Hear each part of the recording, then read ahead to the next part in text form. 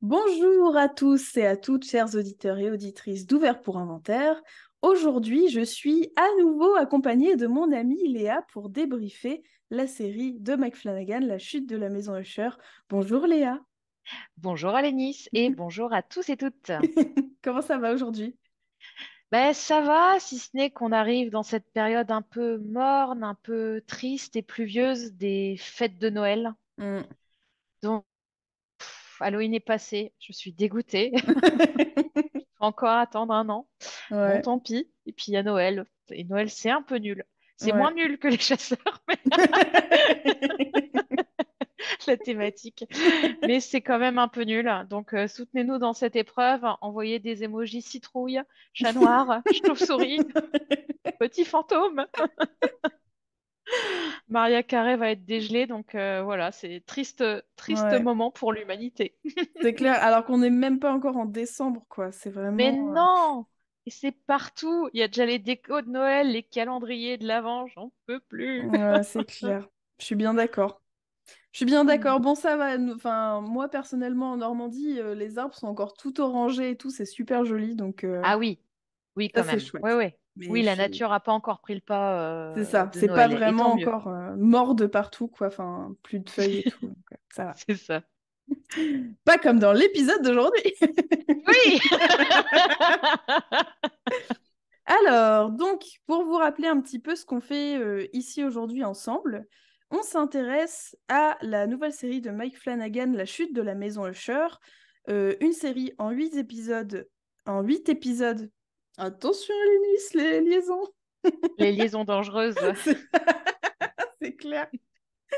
Donc, une série en 8 épisodes disponible en intégralité sur Netflix, réalisée par Mike Flanagan, qu'on adore toutes les deux, avec un casting aux petits oignons, puisqu'il est composé majoritairement des acteurs et actrices qu'on a déjà pu découvrir dans certains autres de ses films et certaines autres de ses séries.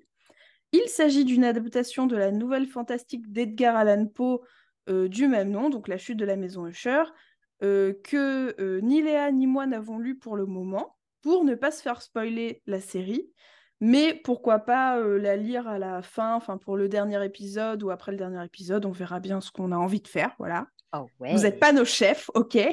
Ok, qu'on se calme. Hold your horses, comme disent les Allemands. Et donc, nous sommes déjà au 4e épisode, puisque nous avons déjà décortiqué les 3 premiers épisodes.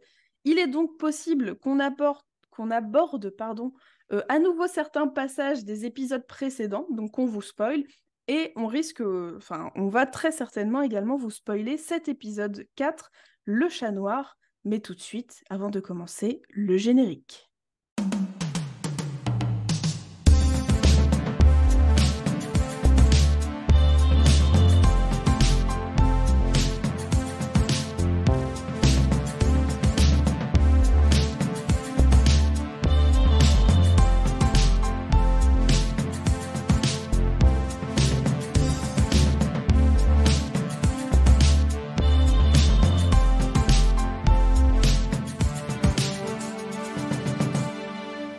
Les films, ça sert à ça, à apprendre à vivre, à apprendre à faire un lit. Alors, Léa, je te propose, j'ai écrit un petit previously. Je me suis dit, comme on est à la Oh moitié de la oui. série, j'ai fait un petit previously pour, tu vois, remettre un peu les choses en ordre. Et Génial. en plus, nous, ça fait un petit moment qu'on ne s'est pas vu, enfin, qu'on n'a pas enregistré ensemble, donc ça nous remet dans le bain tranquillement. Donc, Trop bien. Avec l'accent, j'espère, hein. je vais essayer. Tu vas voir, ça Ok, va être grandiose. j'en doute pas. Previously on La chute de la maison Usher. Débriefé, Il bien faut pas sûr. tout mettre en anglais. C'est ça. Des efforts, mais pas trop, quoi. Vraiment, Mm. juste ce qu'il faut. Les Euh, compétences sont là. Alors, nous avions vu que le père Usher, Roderick, et sa sœur geek et terrifiante, Madeleine, ont vécu une enfance et un début de vie d'adulte assez difficile. Néanmoins, ils sont devenus très riches grâce à l'empire pharmaceutique Fortunato. Un justicier pas masqué du tout, mais aux multiples facettes, Auguste Dupin tente de les faire tomber depuis des années en vain. Mais lors d'un récent procès, il évoque un mystérieux informateur qui ferait partie de la famille Usher. Roderick et Madeleine organisent une méga réunion de famille pour lancer une chasse à l'informateur. Ses 2 enfants les plus jeunes, Prospero et Camille, sont morts dans les épisodes précédents. L'un dans une douche d'acide, en bouillon, comme dirait Léa, après avoir vu Verna. Verna, c'est le personnage un peu mystérieux et mystique en petite tenue. L'autre, donc Camille, défigurée par un singe en colère, qu'elle a d'abord aperçu sous les traits, elle aussi, de Verna. En suivant la logique colorimétrique et avec le titre de ce nouvel épisode, on a supposé que ce 4e épisode était consacré à un autre fils, entre guillemets, bâtard, Usher, Napoléon, surnommé Léo, qui est un mania des jeux vidéo et qui vit avec son petit ami Jules, et vivait avec leur chat noir Pluto, qu'il a vu poignarder, donc il pense avoir poignardé. Qu'est-ce que je voulais dire d'autre? Ah oui, qu'il a cru avoir poignardé et il a fait un bon coup de ménage pour nettoyer toute la scène. Aussi, dans les épisodes précédents, on a une petite hypothèse potentiellement sur chaque enfant. Chaque enfant a une couleur particulière et peut-être aussi un péché capital qu'on avait un petit peu dispatché. On s'était demandé si Prospero, c'était pas la luxure, puisqu'il y avait vraiment tout le côté orgiaque. Camille, on avait parlé de l'envie, la jalousie. Il y avait un peu aussi la colère, donc à voir. Napoléon qui est entouré de jaune tout le temps autour de lui. Euh, Moi, je me demande si c'est pas la colère, même après le 2e visionnage, je sais pas ce que t'en penses. Si, complètement. Ouais. C'est-à-dire que, en fait, je m'étais complètement gourée. Mais non, mais non. Non, c'est vrai. Effectivement, oh, bah, il est mené par sa colère, mais du bout en bout dans cet épisode, que j'ai trouvé très bien Oui, par rapport à la rue Morgue. Là, celui-là, quand même, ça remet un petit peu les choses au niveau. je suis tout à fait d'accord avec toi. J'ai préféré. Voilà, ça m'a pas laissé sur ma faim en tout cas, et je suis vraiment très contente de ce 4e épisode. D'ailleurs, pour information, parce que je le dis avant de l'oublier, mais le premier visionnage, je l'ai vu il y a un petit moment, et le Mm. second visionnage, je l'ai revu il y a pas longtemps, mais j'étais en route pour retourner chez moi. J'étais en train couchette, et c'était la première fois que je prenais un train de nuit. Du coup, j'étais tellement obnubilée par tout ce qu'il y avait autour que mes notes sont pas forcément très, très, comment dire, intéressantes ou en tout cas très, très précises. Parfois, je suis en mode, waouh, putain, c'est trop bien, ça bouge de partout.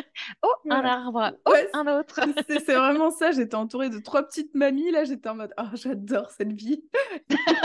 D'accord. Voilà, si vous voulez partager ma passion pour les trains de nuit, n'hésitez pas, surtout voilà, qu'on soit un petit groupe, Et les groupuscule. mamies. Ouais, c'est clair.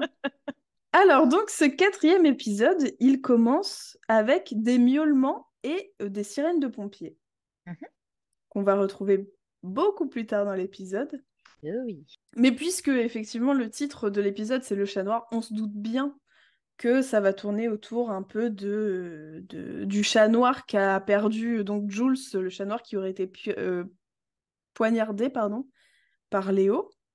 La première chose que l'on aperçoit, c'est la voiture jaune de Léo, Mhm.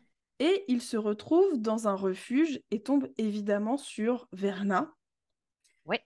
qui est celle qui va lui proposer différents chats. Et d'ailleurs, elle dit un truc que j'ai trouvé très rigolo, elle dit « J'ai un faible pour ceux en fin de vie ». Quand elle parle des chats, justement, pour dire, pour les aider, moi, enfin voilà. Bon, bref, c'est Quand elle rigolo parle parce que. des chats, vraiment? Ouais, c'est ça, c'est exactement ça. J'ai trouvé ça très drôle. Est-ce que tu veux nous décrire un petit peu ce qui se passe, Léa? Comme moi, j'ai déjà fait le previously. Allez, c'est parti. Alors, on débute in media res, bien sûr, au beau milieu de l'action, sous-entendu. Oui, je fais latin. Alors, ce qui est intéressant, c'est que, oui, effectivement, tu l'as dit, le premier plan, c'est sur la voiture jaune de notre Napoléon. Et au départ, je me suis posé la question, ah, est-ce que c'est pour rappeler qu'il est pété de thunes? Mais ça, en fait, on le sait déjà. Mm. Et en fait, à la fin de l'épisode, ben, on a un peu la réponse, c'est-à-dire que c'est un plan en miroir, on va dire, donc au début et fin d'épisode. Ce que j'ai trouvé drôle chez Verna aussi, c'est que donc vous avez Napoléon qui recherche le chat le plus similaire à celui qu'il semblerait avoir poignardé. Et Verna lui dit, alors je ne sais plus comment c'est dit en français, mais c'est I can handle that just fine. Donc, sous-entendu, je peux le faire sans souci. Et Mm. j'ai trouvé ça marrant comme double sens parce que c'est un côté, je peux vous en trouver un sans souci, et je peux me transformer Oui, enfin, en chat sans souci. complètement. Et dans l'épisode précédent, on l'a vu qu'elle a des talents de métamorphose, Mm. puisqu'elle se changeait plus ou moins en singe, enfin, prenait la place du singe pour éliminer Camille. Et là, c'est marrant parce qu'elle lui dit, les yeux dans les yeux, oui, oui, je vais m'en occuper. Et ce que j'ai trouvé intéressant, c'est qu'on a une autre construction un peu narrative ici, parce que on sait déjà que Verna est face à Napoléon, on a déjà comment dire, le contact qui est fait. Donc, durant tout l'épisode, les spectateurs, spectatrices savent ce qui va arriver avant que Napoléon ne le sache vraiment. Mm. Il n'y a pas de suspense de quand est-ce qu'elle va arriver, quand est-ce qu'elle va lui proposer un choix. C'est amorcé tout de suite. Tout Et à je la fait. trouve un petit peu déguisée comme un chat, ou en tout cas comme ces vieux cafés glauques qu'on peut trouver au Japon comme ailleurs, où Ouais, les jeunes filles portent des grelots au cou, et puis donc la petite coupe brune, carrée, etc. Donc complètement. ouais, j'ai trouvé ça drôle et un peu glauque aussi. Et là encore, elle lui propose un choix, comme à chaque enfant Usher depuis le début de la série, puisque tu le disais, elle présente à Napoléon plusieurs chats qui ont tous besoin d'un nouveau foyer avec des conditions, oui, les conditions les plus basses possibles parce qu'on est dans un refuge. Mais Napoléon n'écoute rien et se dirige vers, lentement mais sûrement, vers un chat qui semble être le sosie parfait de Pluto. Mm. Et Verna a beau lui dire, ah, mais vous savez, ça serait bien quand même d'adopter un chat qui n'a pas de foyer ou un chat qui est en fin de vie ou un chat. Rien, rien à faire, hein. Napoléon se dirige tout droit vers le chat qui le mènera à sa perte. Mm. Et j'ai trouvé cette première scène assez intéressante. Il y a Oui, vraiment, je trouve que ça fait presque construction de tragédie grecque. Il y a tous les ingrédients qui nous sont donnés. On sait que ça va mal finir. Enfin, il y a vraiment cette fatalité ambiante. Et voilà, et puis bah, la pièce se joue ensuite sans que les personnages soient conscients de leur sort dramatique, et nous, on en est conscients. complètement. Peut-être à la différence près que j'ai l'impression que Verna est un peu plus explicite, quoique très mystérieuse avec les deux enfants Mm. Usher précédents. Mais avec Prospero, elle lui disait vraiment, tu peux faire un autre choix, t'as encore le temps. Avec Camille, bon, elle lui dit en fait quand elle est dans la peau du gardien à l'accueil qu'elle n'a rien à Oui, faire là, c'est la plus intelligente, elle devrait pas être ici. Napoléon, je trouve que c'est quand même plus difficile à cerner le fait que là oui c'est plus du ressort de la fatalité, il n'y a pas vraiment de choix en fait. non, Il peut pas non, non. vraiment faire autrement à part ne plus être un gros con, mais ça malheureusement C'est compliqué. c'est ça. Ouais, ouais. Et aussi, j'ai trouvé ça rigolo qu'on la voit. Tu nous avais dit, Léa, dans le deuxième épisode, qu'on l'apercevait sur la vidéosurveillance. Donc, que Mm. c'était pas un esprit ou quelque chose de vraiment fantomatique. Et là, on la voit en photographie Oui, avec le chat noir. ouais, ouais. C'est marrant parce qu'on va comprendre un peu plus tard qu'effectivement, elle va se métamorphoser en ce chat. Mais du coup, c'est marrant d'avoir une image d'elle vraiment photographiée avec le chat. Je trouve ça drôle, ce rapport à l'image, à la photographie d'un événement. On l'a vu aussi dans le troisième épisode lorsque Camille la prend en photo avant que le Mm. singe lui saute dessus et que on a vu Verna jusqu'à ce qu'elle s'approche de Camille. Et au dernier moment, on voit le visage du singe. Donc voilà, j'aime bien, j'aime bien. Mais oui, ça déjoue ouais, ce qu'on peut attendre, le cliché du on peut pas les prendre en photo, enfin ce sont des esprits. Bah si, Verna, elle se laisse prendre en photo C'est ça. sans souci. Oui, et puis c'est toujours ce côté, c'est un, comment dire, ça enjoint un petit peu le genre fantastique où Mm. tu sais pas trop ce qui est surnaturel et ce qui peut être expliqué. Donc là, on a quand même des histoires de métamorphose qui sont pas forcément expliquées pour Camille, mais pour Napoléon, on va voir qu'il peut y avoir des explications rationnelles à ce qui se passe pour lui. Oui. Donc voilà, on va en discuter un tout petit peu après. Juste avant de passer à une scène suivante, j'ai marqué punaise, je suis dingue des détails. Sa coque de téléphone est jaune, les lumières à l'intérieur des cages sont jaunes. Et vraiment, il va y avoir plein de petits trucs comme ça dans l'épisode que je trouve trop chouette, quoi. C'est vraiment le sens du détail, c'est des petits Ouais. éléments qui ressortent vraiment du décor. J'adore.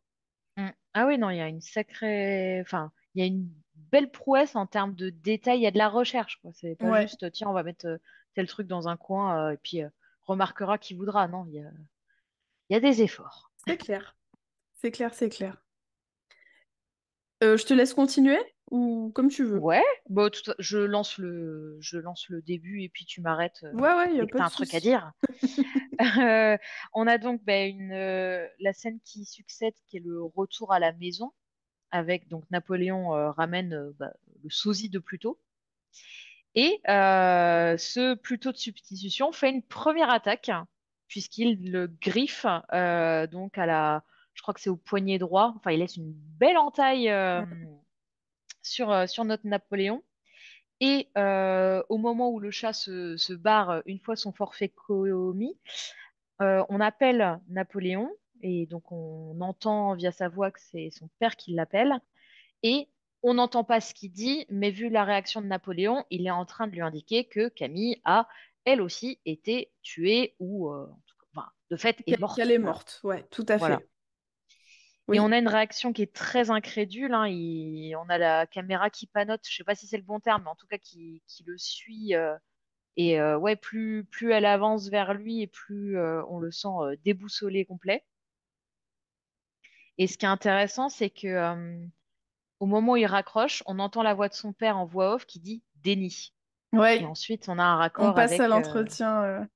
c'est ça, avec Auguste et Roderick. Je trouve que ce qui m'a beaucoup plu dans cet épisode, c'est ça en fait. C'est vraiment le sens de la transition. Parce Ouais. que comme tu l'as dit au tout début, c'est vraiment un épisode qui est construit en miroir. Et je Mm. trouve que ce sens de la transition d'une scène à une autre, elle est vraiment fine et bien faite, quoi. Jusqu'au bout, elle fonctionne très bien, à mon sens. Et je me suis dit aussi en voyant son appartement d'angles différents, là, Mm. dans cette nouvelle scène, qu'on dirait presque l'appartement qu'aurait eu Prospero à 10 ans plus tard, tu vois, quand il aurait eu 30-35 ans. Oui, Je trouve qu'il y a ouais, vraiment complètement. ce truc de... On retrouve... C'est beaucoup plus épuré, mais on retrouve ce style un peu que pouvait avoir Prospero, qui avait un style beaucoup plus exubérant, mais parce que l'âge faisait aussi qu'il avait l'air d'avoir plus de trucs à prouver, quoi. Enfin, donc voilà, j'ai trouvé ça marrant, j'ai trouvé ça bien, bien fait, quoi. Oui, bah, d'autant que tu as raison, il y a un lien entre Prospero et Napoléon via le décor. Et il va y avoir aussi des passerelles faites entre Napoléon et son père, Roderick. Et je trouve ça intéressant parce que c'est un épisode qui est, comment dire, c'est pas une métaphore filée, mais en tout cas, il y a des thématiques qui restent filées, qu'on va retrouver entre père et fils, entre fille et père, etc. Mm, Et ce que complètement. j'ai trouvé intéressant, c'est que sur le raccord, on retombe sur Auguste et Roderick. Dupin commence à entendre des sons qui proviennent de la cave ou du sous-sol. Ouais. Alors Roderick nous dit que c'est Madeleine. Moi, j'y crois toujours pas. Ou alors Madeleine peut-être dans un état second, dirons-nous. Ouais.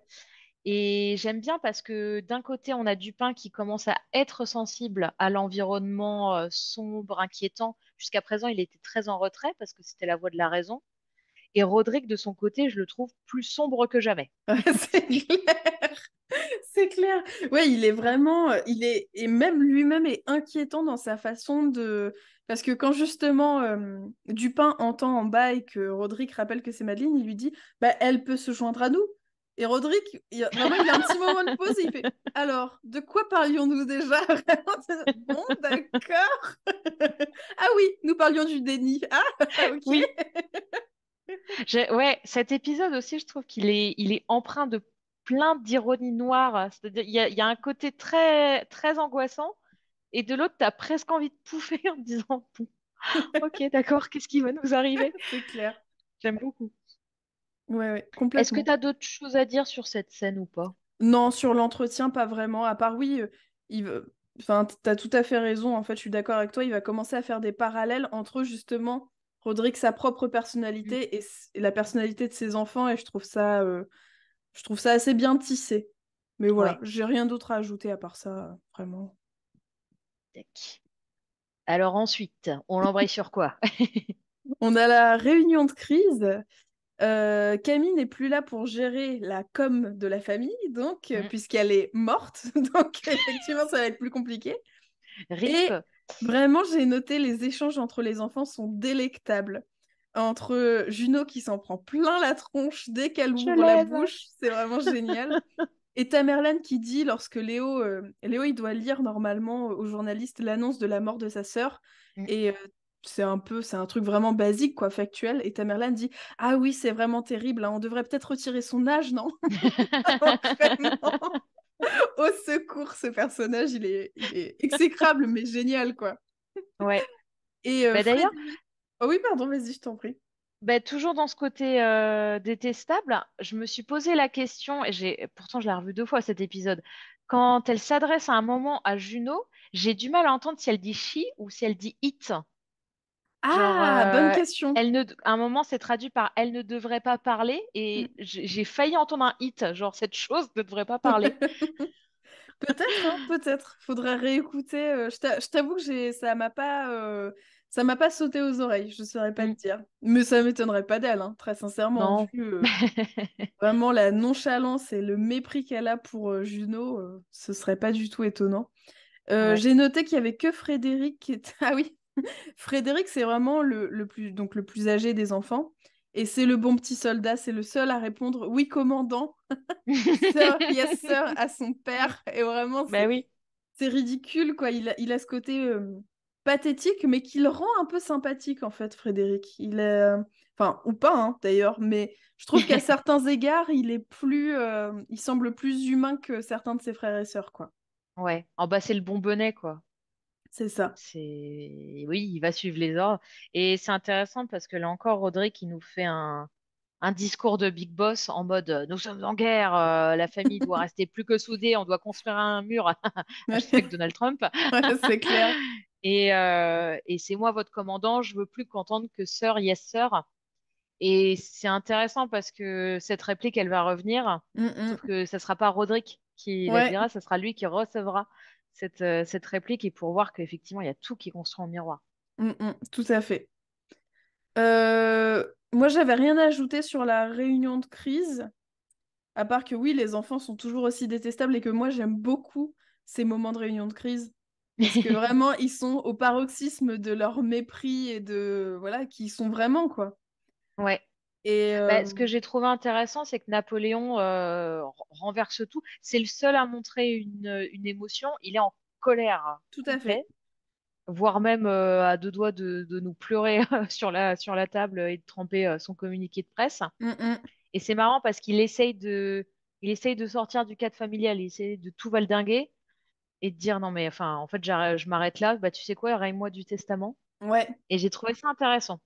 je suis complètement d'accord avec toi, surtout que on a l'impression que... Donc, il dit des choses plutôt blessantes à son père. Il part et l'avocat, donc Arthur Pym, l'attrape par le bras. Mm. Et il se retourne vers son père et on sent dans ses yeux que en fait cette colère, elle vient de la tristesse et que c'est un peu comme quand on est plus jeune ou peut-être qu'adulte, ça peut nous arriver aussi, mais quand on dit quelque chose de blessant à quelqu'un et que ça sort tout seul et qu'on s'en veut immédiatement après, je trouve Ouais, qu'on retrouve un peu ça dans son regard, tu vois, de putain, il y a que comme ça qu'il arrive à exprimer sa peine, quoi. ouais, c'est vrai. Donc j'ai trouvé ça chouette, effectivement. J'ai oublié de le noter, parce que je devais être en train de regarder les arbres vers la fenêtre à ce moment-là. Mais en plus, ça m'a marqué, donc ouais, tout à fait. Ensuite, on se retrouve sur la vidéosurveillance avec Verna, enfin la vidéosurveillance, pardon, de la veille, lorsque Camille est entrée dans le labo de sa sœur Victorine et que Verna a pris la place du garde à l'entrée pour surveiller le laboratoire. Euh, on a à nouveau, alors moi, voilà, vous commencez à le savoir, mais Madeleine, c'est vraiment, je pense, mon personnage préféré. La geek dans toute sa splendeur, où il dit mais vous pouvez pas déflouter, zoomer et déflouter. Il fait bah non, c'est Mm. que dans les films, mais dans la vraie vie, on fait pas ça. Et J'ai elle est trouvé ça là, marrant. ouais, c'est très rigolo, ça fait très Mission Impossible, quoi. Ouais, Et elle est là, bon, je vais voir ce que je peux faire. Enfin voilà, je trouve ça rigolo. J'aime bien le rapport entre Roderick et sa sœur aussi, qu'on va voir un petit peu après. ouais. Je le trouve assez sympa. Mais je trouve que le trio marche bien, ces trois-là, parce que bon, bah, c'est les trois anciens. Et c'est vrai qu'il y a un côté pince sans rire à chaque fois dans leur scène Ouais, qui me plaît beaucoup. ouais, oui, oui, complètement. Léo, très énervé contre son père et très énervé contre le monde entier, quoi, que ses deux frères et sœurs soient morts, Mm, exprime sa peine par, encore une fois, la colère auprès de son compagnon Jules lorsqu'il doit trouver une tenue adéquate pour l'enterrement et même les enterrements. Et donc, on a encore ce personnage très colérique, mais qui a l'air d'être plutôt bien entouré, son compagnon. Il a l'air tout gentil. mm. Il dit, bon, je sais que c'est ta seule façon de réagir. Enfin, voilà, il est vraiment très, j'ai pas le mot, ça va m'embêter. Prévoyant, c'est pas vraiment Ouais. ça. Mais ouais, voilà, il fait attention à lui, quoi. Très Mm, attentif à son compagnon, donc voilà. Et dans ce dressing, dans lequel on retrouve une petite boîte jaune cachée dans le décor, la nouvelle chatte, donc noire, se cache enfin, dans les vêtements et Jules ne la voit pas, mais elle attaque une seconde fois Léo en lui sautant dessus mm. euh, et s'échappe sans que Jules puisse la voir. Ouais, exactement. Moi, j'ai trouvé qu'il y avait un petit côté Tex Avery dans cet épisode avec les attaques du chat. Ouais, Où c'est toujours. Enfin, tu mettrais une musique de Tex Avery derrière, ça te ferait rire parce que il intervient toujours subrepticement et au dernier moment, tu te dis, bah non, il faut pas être là. Eh ben si, il est là. Et tac, il le tape encore. Et j'ai trouvé ça chouette. Et effectivement, tu le mentionnes, Jules ne voit pas le chat. Alors du coup, est-ce que Napoléon est le seul à le voir? Est-ce que c'est une hallucination ou est-ce que c'est un concours de circonstances? Ce qui est bien dans cet épisode, c'est un peu l'abécédaire du fantastique. Mm, Parce que le principe de la littérature fantastique, c'est de jouer là-dessus. C'est de savoir si ton personnage principal, oui ou non, perd la boule. Si ce qu'il voit, on doit le prendre pour argent comptant ou pas. tout à fait. Et ça marche bien. Ça marche très bien. Alors pour la suite, je vais peut-être te laisser continuer parce que j'ai marqué, j'ai raté plein de trucs, je mangeais mon sandwich dans le wagon couchette. Donc tu vois, vraiment, Ça roule. j'ai pas été très précise pour la suite. Bon, c'est pas grave. Au moins, c'est honnête. Ouais. Faut t'avouer. On embraye en fait sur la scène du procès, puisque donc Dupin et bah, tous les autres membres du jury attendent que la famille se représente. Enfin, en tout cas, non pas la famille, parce qu'on se doute qu'ils ont autre chose à faire, mais ils attendent au moins Arthur, qui est, on va dire, avocat à la défense, à défaut d'un mot correct pour ça. Mais je pense que c'est Dupin, ça, hein, ouais, je pense que c'est oui, l'avocat de la famille, donc ouais, c'est...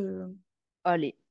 Et Dupin essaye de défendre un peu son bout de gras en disant dis donc, moi, si j'arrivais une demi-heure à la bourre, moi, j'aurais un mot d'abord et une heure de colle, alors que eux, ils sont rien du tout, c'est pas juste la vie. Oui, oui, oui, effectivement.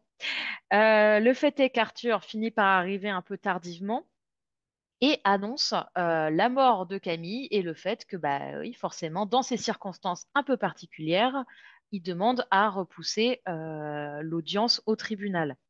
Et là encore, je trouvais que c'était très tragédie grecque, parce que Arthur est le messager qui arrive sur scène, Mm. qui annonce la mort d'un personnage, Oui, un complètement. peu, bah ouais, comme les grandes tragédies où tu n'avais pas le droit de représenter la mort sur scène. Donc, via un messager qui venait délivrer un petit discours, on savait le fin mot de l'histoire. Et oui, il y a ce côté-là, d'autant plus qu'ils sont dans une cour de justice, donc il y a un côté public, C'est clair. spectateur, spectatrice à suivre l'intrigue. J'ai trouvé ça intéressant. Et en lien avec le côté informateur, j'ai trouvé qu'il y avait peut-être une piste ou un... Enfin, en tout cas, moi, j'ai soulevé une hypothèse parce que quand Arthur s'apprête à partir, à quitter le tribunal, Dupin essaie de le retenir en disant hé, Arthur, Mm. et Arthur dit pas maintenant. Alors, c'est peut-être rien, c'est peut-être quelque chose, mais je me dis, ah, il y a... Enfin, je ne pensais pas que ces deux personnages s'adressaient la parole Ouais, hors cadre. Donc je me bah, dis, ah ah. ouais, c'est clair. D'un autre côté, euh, on va apprendre aussi dans cet épisode que même Roderick et Dupin se connaissent depuis très longtemps, en fait, depuis qu'ils sont jeunes. Oui, Et ça m'a beaucoup surpris. Je pensais pas que qu'ils avaient cette relation-là tous les deux. Je pensais que c'était vraiment deux sphères complètement différentes et qu'à part au tribunal, voilà, comme tu dis, que ces deux personnes-là, ils s'adressent pas la parole normalement, quoi. Donc, Mm. Oui, ouais. ça a été aussi une surprise, hein, parce Mm, mm. que ce soit la némésis d'enfance, ouais, enfin d'enfance, de jeune adulte, oui, mais qu'ils aient été proches précédemment, c'est une surprise. Tout à fait. Donc voilà pour la scène de procès, ce que j'ai noté, Ouais, ça fait le taf. complètement. Je t'avoue que j'ai rien ajouté, je suis d'accord avec ce que tu as dit. J'ai rien à... Eh ben, impeccable. Ensuite, on embraye sur une confrontation entre Roderick et Vic, puisque bah, notre Roderick commence à demander un peu des comptes à Vic sur la mort de Camille. Mhm. Il lui demande un petit peu ce que savait Vic et pourquoi est-ce qu'une telle catastrophe est arrivée dans son labo. Puis bon, bah, Vic botte en touche pour pas mal de choses.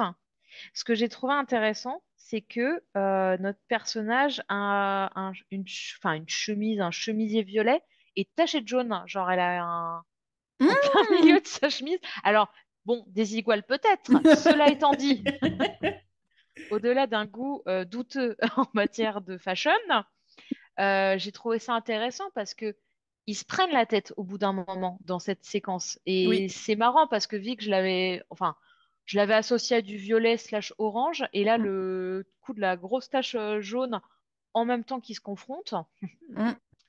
je sais pas, j'ai trouvé ça marrant. Tout à fait. Surtout que je trouve qu'il y a beaucoup des différents enfants qui s'entremêlent. Oui, Plus on avance dans les épisodes, plus ça s'entremêle. Même mm, leurs défauts slash péchés capitaux à chacun s'entremêlent un peu. ouais, Bah, c'était l'idée avec Camille de la colère et c'était quoi déjà Camille? Je me souviens l'envie. plus. L'envie. Enfin voilà, on va voir qu'il y a plein de trucs qui se croisent un peu et je trouve ça super intéressant. Mm,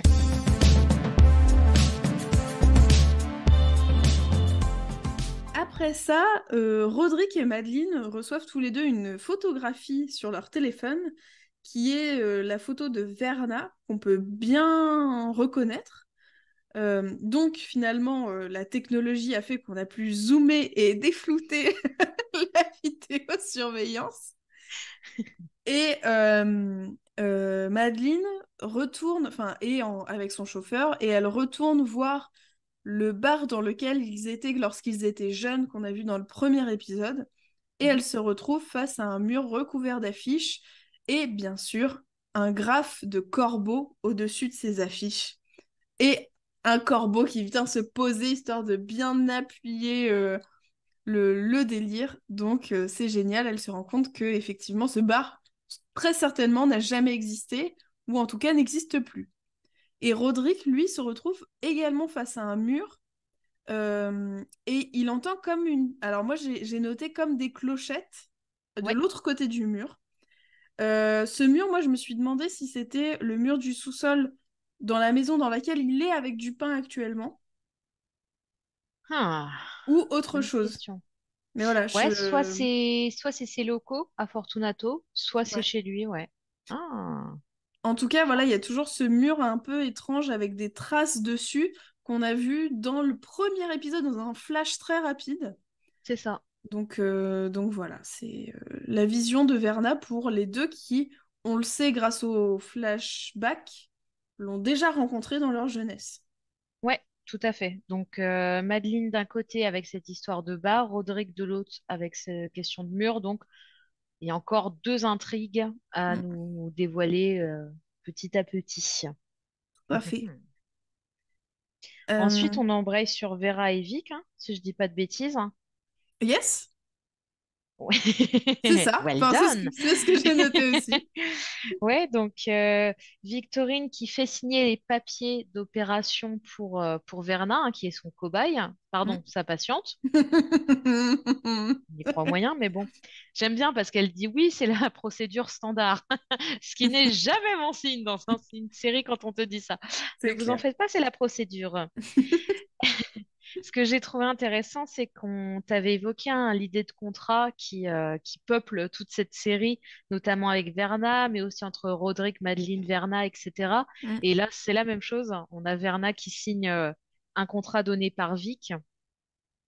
Donc, J'ai trouvé ça intéressant aussi, la posture de Vic, qui est vraiment, enfin, à mon sens, moi, c'est la méchante de l'histoire. Ah, mais bah, je suis contente que tu le dises, c'est ce que j'ai noté à peu près aussi. Ah ouais, elle Elle est est terrifiante, hein. terrifiante. Ouais, ouais, ouais, c'est clair. Reviens, Camille! Carrément. Non, mais oui, parce que Verna dit ah, et puis vous savez ce qu'on dit, il y a plein de tests qui sont faits dans des pays sous-développés, bah, parce que les gens n'ont pas les moyens, parce que ils se taisent, parce que le monde entier s'en fout. Mm. Et Vic, dans sa grande mansuétude, nous dit ah, vous savez, il y a deux façons de voir les choses, hein. C'est vraiment le discours du en même temps. Non, mais Ouais, c'est en clair. même temps, C'est clair. macroniste, il nous dit oui, mais les tests, ils sont faits là où la demande est plus forte. Non, mais Tu la sens se allez, frotter les mains, c'est clair. C'est... Méphistophélès. Ouais. Et là encore, on voit que son bureau par rapport à sa collègue slash copine, Dieu qu'il est Ouais, froid et sec. C'est complètement. terrible. Ouais. C'est vraiment une sorte de musée contemporain, donc vide, rangé au possible. Il n'y a pas d'âme. Non, Il n'y a ah pas ouais, d'âme dans cette personne et dans ce bureau. c'est clair. Et en plus, c'est d'autant plus fou que c'est le personnage qui apparaît de prime abord comme le gentil des frères et sœurs. Mm. Enfin, elle est dans la médecine, elle fait des tests pour quand même sauver des vies ou éviter des Mhm. maladies et tout. Et vraiment, sa façon d'être avec les autres, elle est tellement abjecte. Quand Verna la prend dans ses bras pour la remercier, on sent qu'il y a une forme de mépris, mais incroyable. Et l'actrice, chapeau à elle, parce que pour l'avoir vue dans d'autres séries, Oui. c'est pas, enfin, comment dire, moi, je l'ai jamais vue incarner ce personnage-là, et là, je trouve qu'elle l'incarne parfaitement bien, quoi. Ouais, c'est vrai. Elle avait comment dire, un côté très chaleureux dans The Haunting of Bly Manor. Ouais, Et là, c'est pas du tout le cas. c'est Tu sens qu'elle se exactement ça. désinfecte après chaque étreinte. Ah, c'est clair, c'est trop ça, vraiment, c'est fou. Je vous apprécie, mais restez loin. Et on a un zoom sur l'objet donc pour lequel elle a passé des années ou des mois de sa vie et les sous de papa pour le faire. Mm, Et j'aime bien parce qu'il y a un côté un peu cœur hybride. mm, Et il y mm. avait presque aussi le côté œil hein, avec cette sorte de sphère. Et puis comme tu as le zoom, tu as l'impression que ce truc-là te regarde. Ouais, J'ai trouvé ça assez chouette. carrément, je suis d'accord.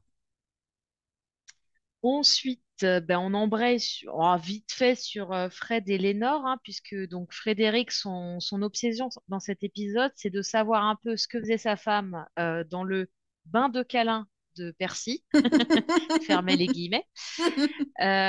Et surtout, Arthur lui a retrouvé le portable que lui avait filé Perry. Mm. Et son obsession, c'est de craquer donc ce portable. Et il va avoir, je parle d'obsession parce que il a des gestes particulièrement violents et Ouais, maltraitants envers sa femme, mais on y reviendra plus tard. c'est clair. Mais bon, on sent il craque quoi. Le bonnet de service, en fait, il se cache quelque chose derrière ça. Ouais, complètement. Ouais, j'avais Et rien noté de particulier sur ces scènes-là, donc moi non plus, c'est très basique, hein. C'est vraiment pour le coup situation d'énonciation. ouais, c'est T'as un factuel, personnage. quoi. Ouais, Ouais. c'est ça. Même dans la mise en scène, hein, y a rien y a rien à relever, mais c'est pas grave. Ça peut pas être magnifique tout le temps. Oui, puis heureusement, parce que bon, nos épisodes sont déjà suffisamment longs comme ça. C'est vrai, c'est pas tout. Donc, Napoléon et Jules. Passons à autre. Donc, Napoléon continue à nous faire son petit stressé de service, hein. Il ne dort plus, ou en tout cas, quand il dort, il se retourne tellement souvent dans le lit qu'il dérange son compagnon. Et il semble apercevoir sous une étagère le chat, qui a presque des yeux phosphorescents à ce stade-là. Je trouve ça génial, on dirait vraiment les phares d'une voiture C'est face clair. à, face à lui. Et il remarque qu'il a un rat mort sous l'oreiller. Et j'ai trouvé ça intéressant parce que quand il met il chope cet oreiller, ses mains sont tachées de sang et ça rappelle l'épisode 3 justement où il s'était réveillé, il pensait avoir tué plus tôt et bah voilà, il est dans la même disposition. Mm, mm. Et beuh. Ouais, tout à fait. Oui, on commence quand même à se demander, parce que du coup, il frappe Jules sans faire exprès. C'est bien ce Mm. moment-là. Ouais, c'est ça. Et comment dire, en tant que spectateur, on sent qu'il est vraiment dans une forme de solitude, ou en tout cas qu'il y a des choses qu'il est le seul à voir, pas parce que ça n'existe pas, mais vraiment, les situations font qu'à chaque fois, c'est le seul à voir les choses. Donc en tant Ouais, que spectateur, tu te dis, ah, c'est quand même un peu louche tout ça. ouais, complètement. D'autant que on a encore la voix off de Roderick qui parle du déplacement, donc du fait de, bah oui, quand c'est le deuil, de temps en temps, tu vas vouloir t'énerver sur un truc qui a rien à voir avec ça, mais tu décharges ta colère et ta tristesse sur un objet, somme toute, inoffensif face à toi. Tout à fait. Et ouais, ça leur permet de faire le raccord entre Roderick et Auguste. Et là, on a un jump scare. Oh, mes aïeux! Et les deux fois, ça a marché, hein. Pourtant, la deuxième fois, je m'y attendais. Mais Ouais, alors, bon Dieu, ouais, ça fait un... c'est violent. Il marche Ah, vraiment. il marche enfin, il tombe du tonnerre. Euh, et c'est intéressant parce que ça rejoint tout ce que tu disais jusqu'à présent. Généralement, Roderick part dans des grands élans humanistes en disant, mais non, mais moi, je voulais leur bien à mes enfants, j'ai voulu leur donner tout. Et là, Mm, t'as le mm. corps de Napoléon qui le coupe dans sa réplique en disant non, non, non. Parce que là, il commence à nous dire, moi, je voulais que mes enfants atteignent la sublimation. Puis il Ouais. s'excuse complètement de son comportement. Et la chute de Napoléon face, bah, littéralement à ses pieds, Mm. montre que tout ça est un mensonge, il se ment à lui-même. Et ces fantômes sont là pour lui rappeler, son inconscient lui rappelle que non, non, Coco, c'est toi le méchant dans Ouais, l'histoire. ouais, c'est clair. Je trouve ça génial. Mm. C'est... ouais, comme on l'avait vu précédemment, ça devient de plus en plus violent à ses yeux. Ouais. Et j'adore. Enfin, vraiment, je trouve ça super. Bah Et en oui, il y a une plus, gradation là-dedans, donc ouais, c'est complètement. chouette. C'est trop sympa. D'autant plus que ce jumpscare, il apporte encore autre chose. Il fait le lien entre Roderick et ses enfants, et il va crier sur le cadavre, enfin sur sa Ouais. vision, en fait, sur l'hallucination. Il va lui crier dessus pour lui dire, mais j'étais en train de parler. Mm. Et Dupin, qui ne voit bien sûr pas l'hallucination, va prendre ça pour lui et va lui Mm. dire, mais vous ne me parlez pas comme ça. Il va vraiment être touché avec sa voix tremblante. Là, tu sens que vraiment, c'est quelque chose qui l'a très certainement déjà traumatisé dans son passé, et que il supporte pas que quelqu'un se montre aussi agressif face à lui. Ouais. Et j'ai trouvé que ce lien, et pareil, il fonctionnait bien, quoi. Enfin, Ah, mais c'est vrai, complètement. moi, j'ai aucun recul. Je suis juste fan de comment il met en scène ces trucs, mais voilà. C'est vrai. Non, mais c'est vrai parce que c'est au cordeau, quoi. Il y a du lien sur tout. Chaque réplique ben, rebondit sur un personnage. En fait, ils sont tous dans le même bateau, quoi. En Mm, fait, mm. ce qui est prononcé par Roderick pour Napoléon, ça vaut aussi pour Dupin. Ça nous renseigne sur des choses qu'il a vécues, ou en tout cas, ça, comment dire, ça nous donne un aperçu du personnage aussi. Et Mm. puis, via ce coup de colère, ce coup de sang, les deux se calment et se rappellent qu'en fait, avant la guerre, avant le procès, eh ben, il y avait du lien entre eux. Ouais, complètement. Et Oui, c'est oui. vrai, on bascule en flashback ensuite sur leur rencontre des années et des années avant. Et bah, tu veux peut-être nous en parler? Ouais, ça marche. Donc, on revoit Dupin et Roderick tout jeunes. Dupin qui vient frapper à la porte de Roderick pour lui demander de l'aide, puisque il fait une enquête sur Fortunato. Roderick, sa première réaction, c'est d'essayer de fermer la porte et de lui claquer la porte au nez. Mais comme il est avec son épouse, qui lui demande de lui laisser enfin, de le laisser entrer, quoi. Ce que j'ai adoré dans cette scène, donc Dupin va expliquer à Roderick les travers de Fortunato, et le fait que la signature de Roderick s'est retrouvée sur un des Mm, papiers comme pour valider un contrat ou un document, et Roderick n'est pas au courant. Donc effectivement, il y a des falsifications et ce genre de trucs. Euh, Ce que j'ai adoré, c'est de voir à quel point Dupin, il est super observateur avant de partir, parce que évidemment, Roderick, enfin, c'est son boulot, il a deux enfants, il mm. a une femme, enfin voilà, on sent que c'est compliqué pour lui il peut pas démissionner comme ça, et c'est d'ailleurs ce qu'il va dire après. Et Dupin lui dit, oui, oui, je comprends. Alors là, je vois des médicaments, donc je vois que vous avez des cernes, donc vous avez dû, à tour de rôle, surveiller votre gosse et tout. C'est un poil too much, mais moi, j'ai adoré. Je me dis, oh là là, mais Dupin, mais trop fort, quoi. Un mélange de Columbo et de Sherlock. C'est ça, c'est exactement ça. Et je le Ouais. trouve hyper touchant, tu vois, parce qu'il voit que c'est des gens qui survivent un peu difficilement et il comprend pourquoi il dit un truc. Alors, je l'ai pas noté, donc je me souviens plus exactement, que c'est plus difficile de faire ce qui est juste Mm. que de faire je sais plus quoi. Mais en gros, c'est, enfin voilà, qu'il ressent qu'ils sont dans une situation compliquée, mais que le plus difficile, c'est de faire ce qui est juste, quoi. Ouais. Ouais, ouais, complètement. Et Et on ouais, sent j'ai trouvé cette que scène intéressante. ouais, ouais, ouais. On sent que ça passe bien en fait avec Dupin, Roderick et son épouse, que pour l'instant, comme Roderick n'est pas encore vraiment la légende Usher, Mm. c'est le lien passe assez bien entre les deux personnages, quoi. Oui, parce qu'ils ont l'air un peu du même milieu. Ils ont l'air de connaître les mêmes galères et il y a un lien qui se crée, c'est vrai. Ouais. Ensuite, Roderick va demander à son patron pourquoi sa signature s'est retrouvée sur des papiers qu'il n'avait pas signés. Et le patron lui coupe la parole pour lui dire mais on est dans la même équipe, non? Enfin voilà. Alors vraiment, ce personnage, je le déteste, mais d'une force. Toi aussi, tu veux la mairie de Levallois-Perret? Bon, bah alors peut-être. C'est clair, c'est clair. Et Ouais. on retrouve ce fameux Sir Yes Sir, donc oui commandant en français, Mhm. hyper humiliant que Frédéric va devoir répéter, que Ouais. Roderick, pardon, j'ai fait un lapsus dans mes notes, va devoir répéter. Et il lui parle de sa belle voiture de compétition que seuls les gens Mm. très très... Enfin, voilà, il est insupportable à son patron, vraiment. J'ai même Ouais. pas noté en détail, mais juste, il est vraiment très humiliant et il lui fait comprendre que, allez, viens, reste dans l'équipe et puis je vais essayer de faire Ouais. un peu deux, trois trucs pour toi, quoi. C'est ça, c'est le Boys Club. Et en C'est plus, ça. c'est accentué par la caméra parce que elle fait une légère plongée côté Roderick face au bureau, ce qui Mm. fait qu'il paraît tout petit Ouais, par rapport au bureau. Il est rapetissé comme un enfant qui se fait gronder par son papa, tandis que Roderick, bah, comme d'hab, hein, contre-plongée pour le côté imposant patron. ouais. Et ouais, tu sens. Ce qui est marrant parce que au début de l'extrait, ils sont à échelle égale. Enfin, je sais pas si c'est le bon terme, mais en tout cas, on les voit sur la même échelle. Mm, Puis mm. voilà, petit à petit, quand Roderick va chercher les explications, et ben voilà, ça, C'est on clair. accentue le contraste entre les deux.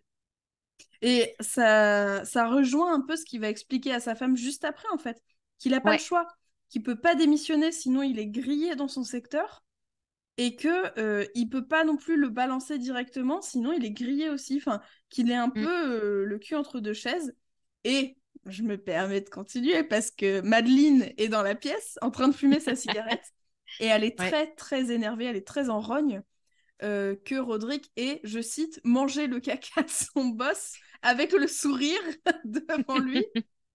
Et voilà, elle lui dit qu'il a carrément merdé et que qu'on n'a pas que comment dire que le fait que sa signature soit sur un document, c'est pas anodin et que ça peut le faire tomber et que ça peut faire tomber son nom avec un grand N qui est aussi le nom de Madeleine, donc Ouais. Usher. Oui, parce Euh, elle y compte, enfin, elle y ouais, tient. à cet Bah, héritage quoi. ouais, c'est marrant parce qu'au départ, Madeleine, elle est complètement isolée de la pièce. Enfin, en fait, il y a Roderick et Annabelle Lee qui Mm. sont à table en train d'en discuter. Madeleine est de retrait complet. Petit à petit, elle avance et on se retrouve en plan serré entre Roderick et Madeleine au premier plan. Et pareil, Annabelle Lee au milieu, toute petite. Mm, mm. Et on comprend que, bah oui, Roderick va suivre les conseils de sa sœur Bien sûr. et pas de sa femme. Ouais, ouais, ouais, tout à fait. Et donc, le conseil de Madeleine, c'est de laisser couler pour le moment, Mm, de recontacter Dupin du pain, et finalement de faire la taupe, mais de façon stratégique, quoi, de pas tout c'est ça. balancer. Donc, c'est vraiment la tête pensante du duo, hein, Madeleine, c'est ça depuis le début. Ouais. Et vraiment, j'ai noté que j'adore la diction de Madeleine jeune, de l'actrice jeune, Ah qui oui, ressemble ah oui, c'est fou. vraiment à la Madeleine plus âgée, quoi. Enfin, il y a Ouais, un truc de similitude dans leur façon de s'exprimer qui est dingue, quoi. Cette espèce Je saurais même pas l'expliquer. Il y a un côté un peu pas snob, mais je sais Mm. pas. J'adore vraiment sa façon de parler. Et j'adore ce personnage toujours. Voilà, c'est vraiment. Je la kiffe. Et ensuite, on revient à notre Napoléon et Jules, Yes.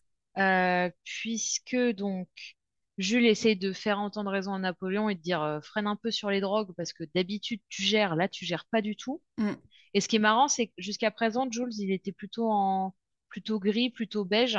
Là, il est en bleu, enfin pas pétant, mais par rapport au jaune de Napoléon, mm, ça marque et tu sens le contraste en fait, que l'entente est plus du tout au beau fixe.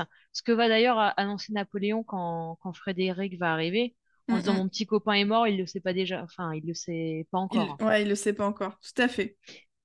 Parce qu'une tournure de phrase, bon ma foi, quand il connaît son destin, c'est marrant. C'est clair. Et on a donc ouais Frédéric qui arrive parce que il veut lui aussi de la drogue, décidément, cette maison. Et on comprend que il se fréquente pas des masses parce Mm, que Napoléon lui dit ah oui t'étais jamais venu. Et là encore on sent l'écart entre bâtard d'un côté entre guillemets mm, et mm. légitime de l'autre. Tout à fait.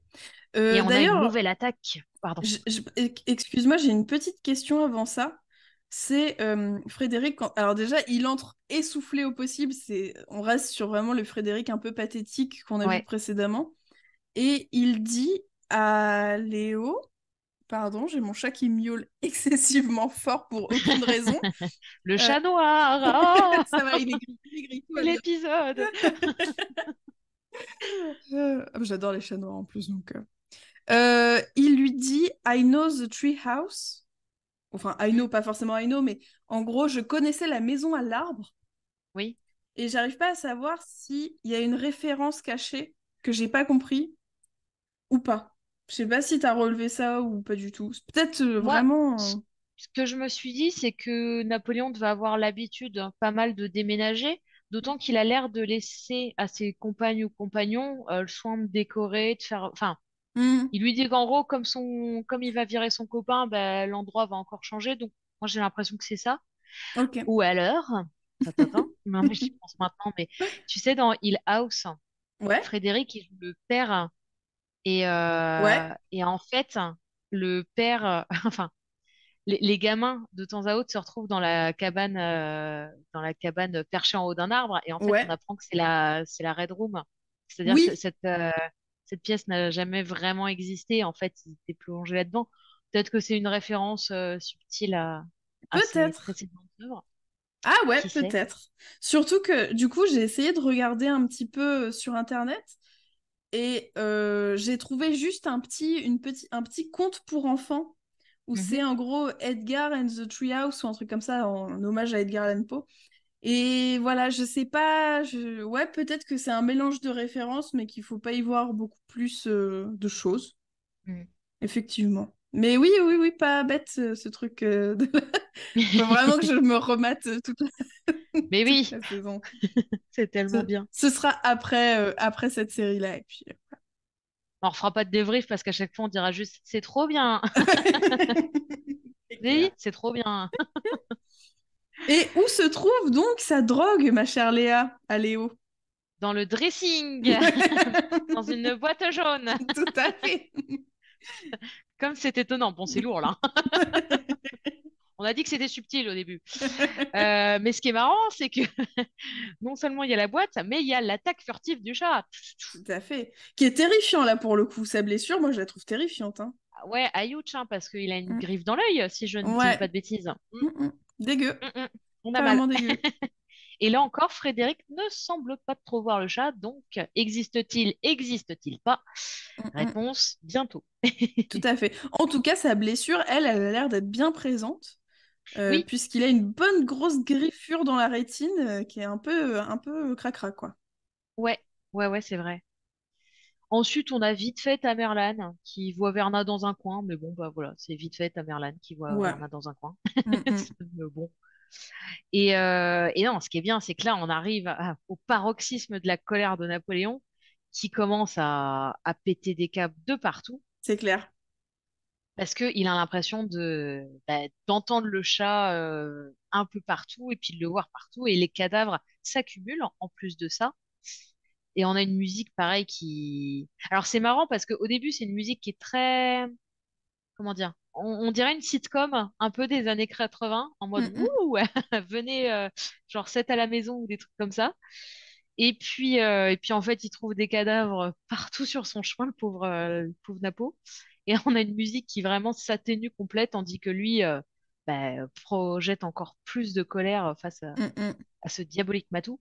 Tout à fait. Quand on parle de cadavres, pour ceux peut-être qui n'auraient pas vu l'épisode, c'est des cadavres de souris, d'oiseaux, enfin Ah de oui, proies du chat, quoi. oui, oui, oui, c'est vrai. Oui, il empile pas des cadavres humains parce que c'est lourd, hein. C'est lourd à porter. En plus, il est au 7e étage, le pauvre. C'est clair. Dur. Et bon, bah, il finit par appeler Verna, hein, désespéré de cette situation. Et Verna nous fait un discours sur les prédateurs.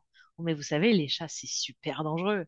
Alors moi, je veux bien. Mais enfin, quand même, quand on les voit se casser la gueule sur YouTube, pardon, mais les Apex Predators C'est clair.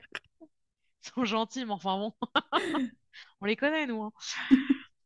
Mais bon, ce qui est marrant, c'est qu'en fait, une fois qu'elle arrive, enfin, c'est plus que jaune, l'appartement. C'est Ah bah oui, sépia as fuck. c'est clair. C'est clair. C'est Oh, même c'est plus trop juste beau. des petites touches dans certains objets, quoi. C'est Non. vraiment toute la chaleur de la pièce, enfin toute la couleur de la pièce, elle change complètement, quoi. Ouais, c'est filtre jaune à fond les ballons. Mm, mm. Et c'est marrant parce que quand elle arrive, elle le regarde de haut, elle reste très calme, elle a presque une démarche chaloupée, féline. Complètement. On sent que ça commence. Ouais. Enfin, que ça commence pour nous et que ça finit pour Napoléon. Et c'est marrant parce que le côté chat dans les murs, parce qu'elle dit ah, mais je l'entends, il est dans les murs. Et effectivement, on l'entend par-ci par-là. Moi, ça m'a fait penser un petit peu au requin dans les dents de la mer, hein. Alors, non pas que le requin est dans les murs, mais le côté,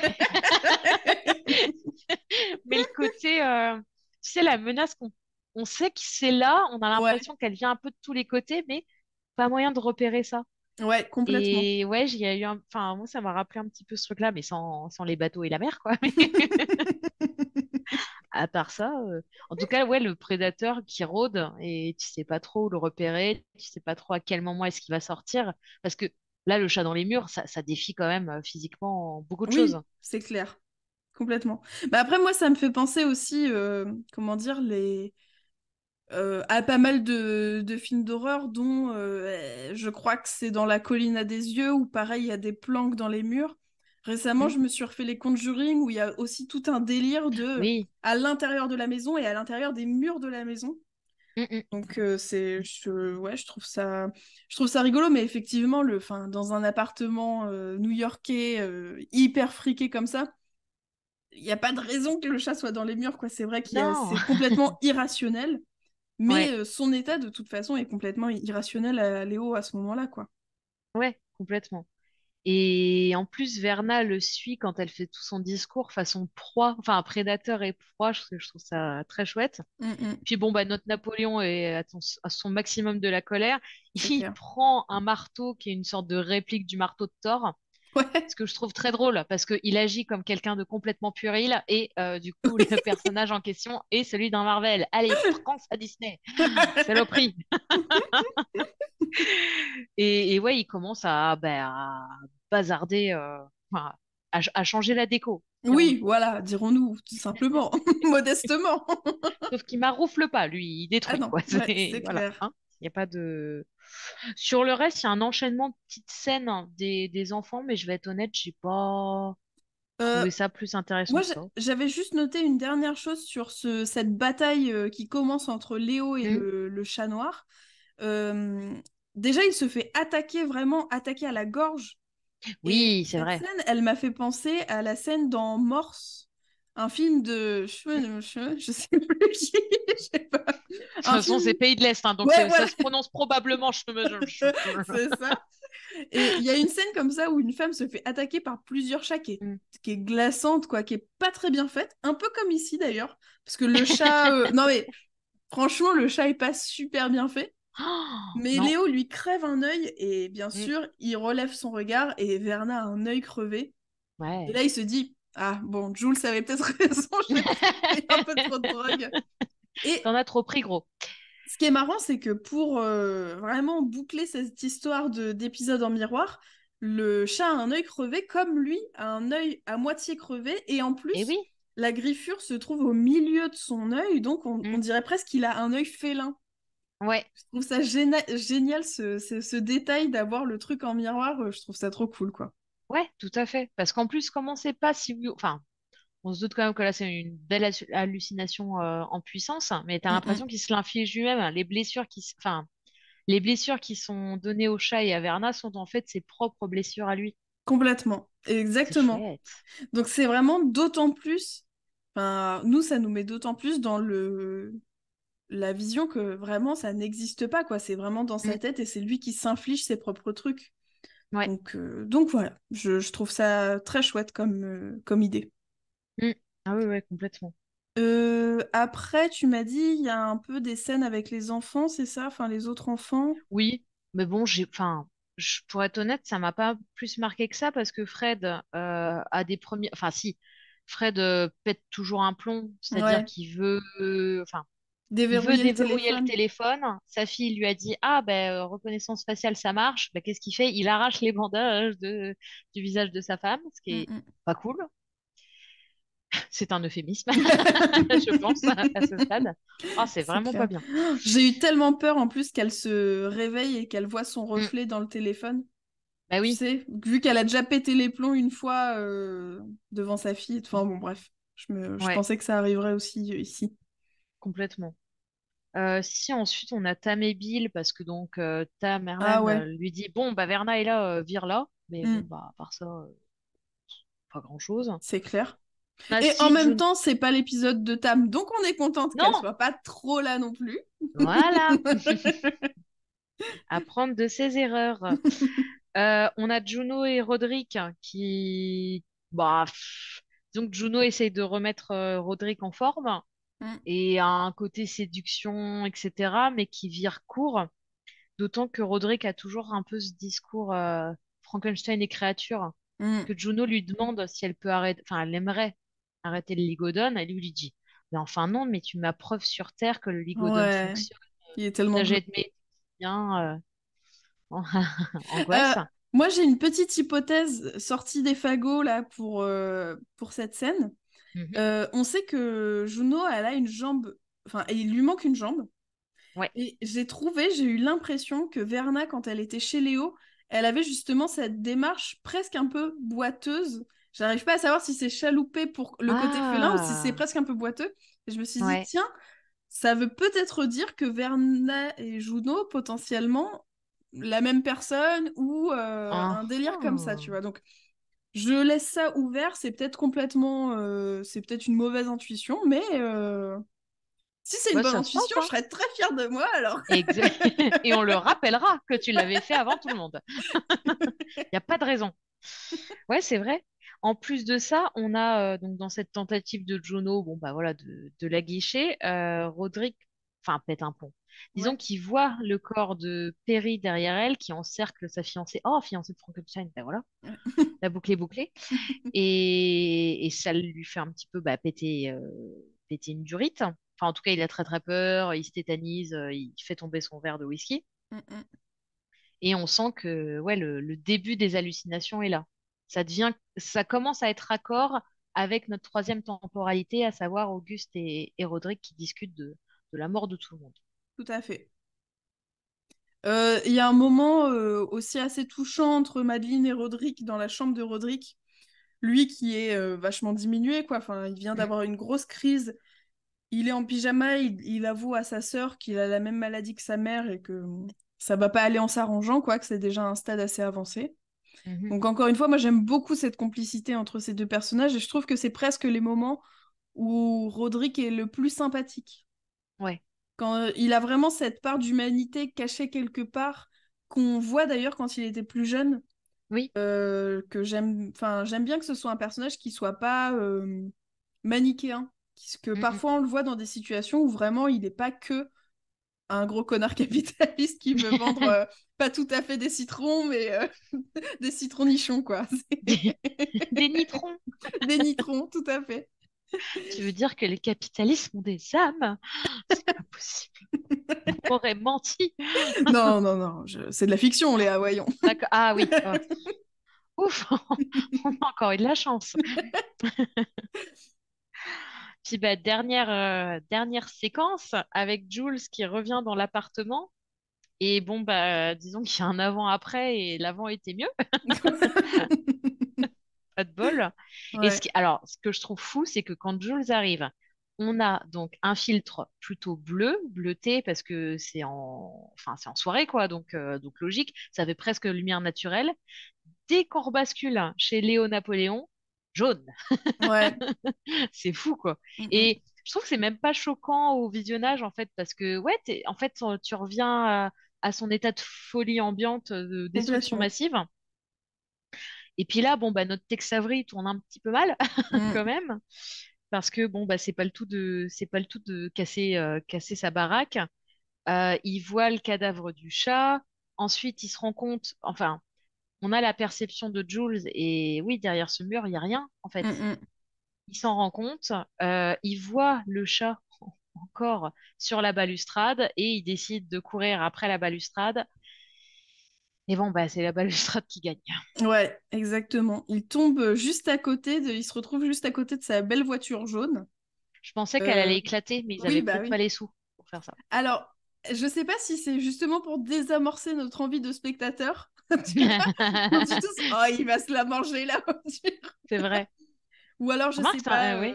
Ouais, je sais pas trop quelle morale tirer de cette voiture qui reste intacte. Peut-être Le l'amour. capitaliste survit. Les gens meurent, le capitalisme survit. Peut-être, C'est peut-être. ça la morale. Moi, j'avais une morale plus positive, c'était l'argent Ah, ne fait pas le bonheur, tu vois, genre l'argent peut pas te sauver de tout, oh. mais je pense que c'est plutôt la tienne qui est juste. Dites-nous en commentaire. Ouais. Et Et par contre, alors, oui. déception, parce que cet épisode est génial, Mm. entendons-nous. Ce dernier plan est moche, avec ce chat mi-CGI, mi-je sais pas quoi. Ouais. C'est ridicule. C'est terrible. Bah, après, ça nous montre que le dernier chat qu'on voit, c'est Pluto. C'est le vrai Oui. chat noir. Donc Mm. ça nous montre qu'en fait, il hallucine depuis déjà l'épisode précédent. Je Ouais. pense que c'est vraiment juste pour nous montrer que enfin, voilà, que soit Verna a pris les devants depuis longtemps, soit effectivement la drogue l'a quand même vachement atteint et qu'il a commencé Mm. à avoir des hallucinations avant d'être entre guillemets maudit par Verna, quoi.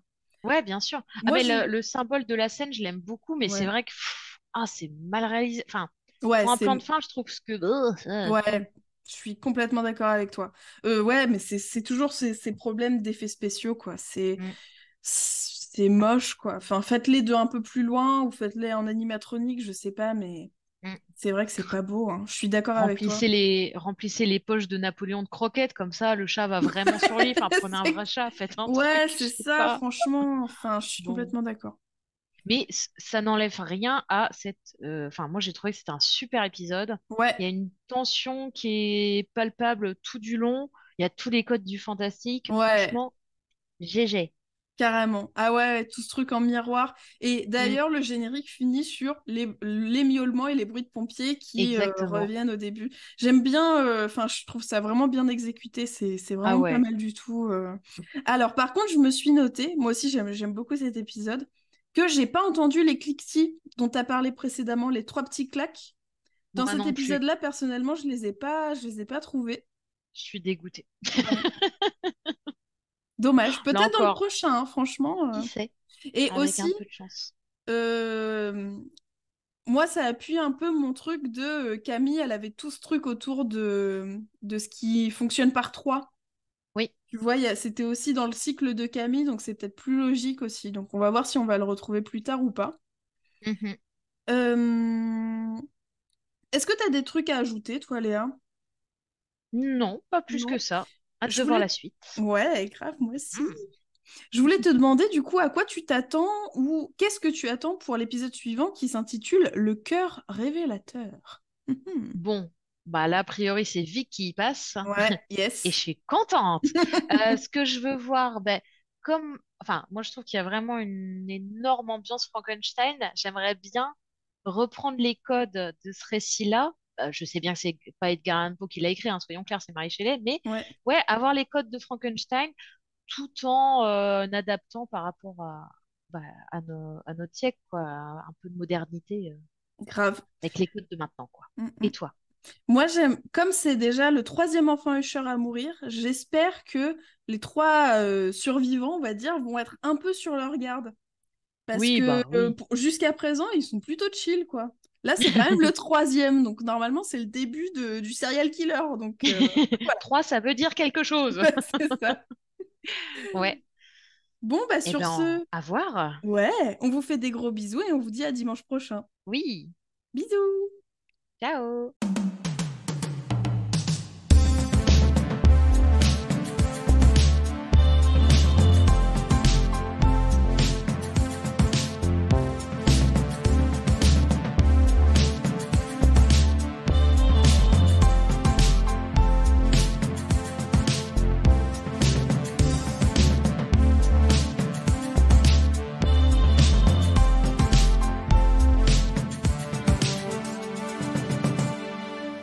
Les films, ça sert à ça, à apprendre à vivre, à apprendre à faire un lit.